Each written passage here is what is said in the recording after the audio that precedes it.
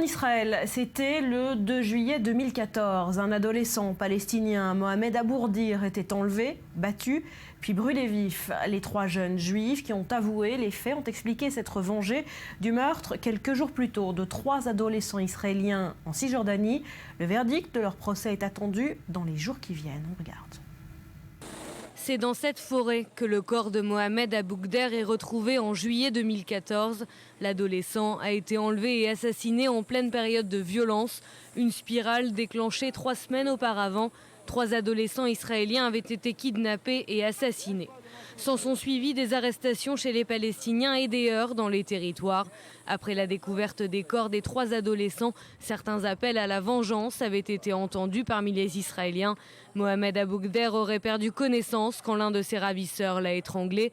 Il a ensuite été conduit dans un bois et il aurait été frappé à la tête avec un pied de biche, ensuite aspergé d'essence et brûlé vif. Le 30 novembre dernier, 3 accusés ont été reconnus coupables de l'enlèvement et du meurtre de l'adolescent. La justice avait décidé de se laisser du temps pour se prononcer sur l'état mental de l'un d'entre eux, Youssef Rahim Ben David, seul majeur au moment des faits. À cette époque, les tirs de roquettes du Hamas sur Israël et les raids israéliens sur la bande de Gaza se sont multipliés. Peu de temps après, la guerre était déclenchée entre Israël et le Hamas à Gaza.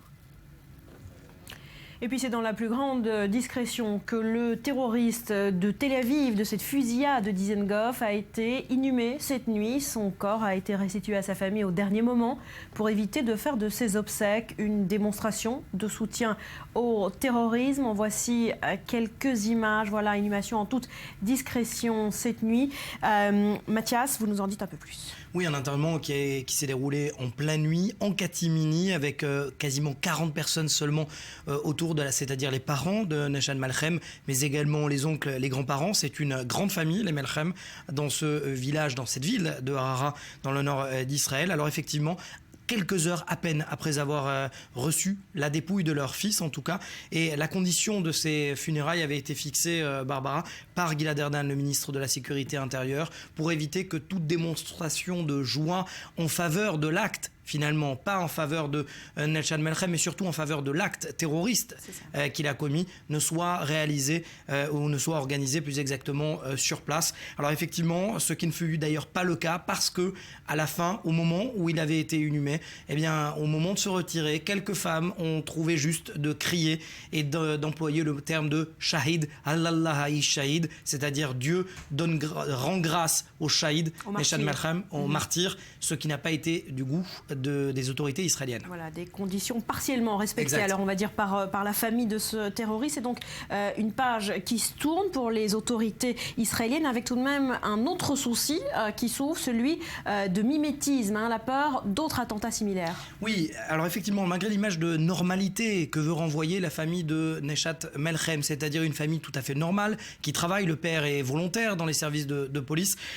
Effectivement, on est en droit de se poser des questions, notamment après ces cris de martyrs, de shahid, de savoir si finalement il va avoir un effet de mimétisme. On le sait déjà sur la toile, sur Facebook, sur les réseaux sociaux.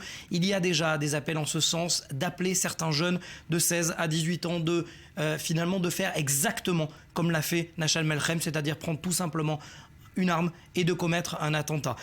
Pour l'instant, l'enquête n'est pas terminée.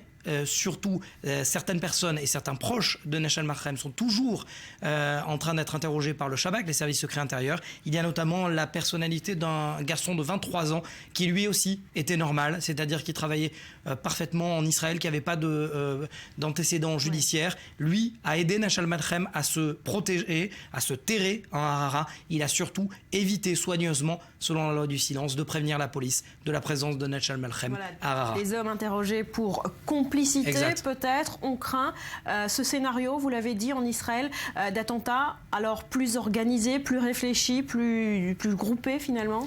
Soit plus groupés parce qu'il y aurait un effet de masse, c'est-à-dire que les Arabes israéliens, comme Nechal Malchem, qui n'avait finalement... Alors, effectivement, lui avait des antécédents judiciaires et des antécédents psychiatriques. Mais auquel cas, d'autres Arabes israéliens, voyant tout à fait, ayant la possibilité d'avoir une carte bleue, ils l'ont, la carte bleue, la carte d'identité, israélienne, qui leur permet de voyager dans tout Israël sans aucun problème. peut-être effectivement qu'il y aurait cet effet de mimétisme. C'est exactement ce travail qu'est en train de réaliser le Shabak, parce que le Shabak est très fort, que ce soit à Gaza ou dans les territoires sous contrôle palestinien. Il est un peu moins dans une population qui est totalement libre de mouvement. Les Arabes israéliens dans l'œil du cyclone. Merci Mathias pour ces précisions.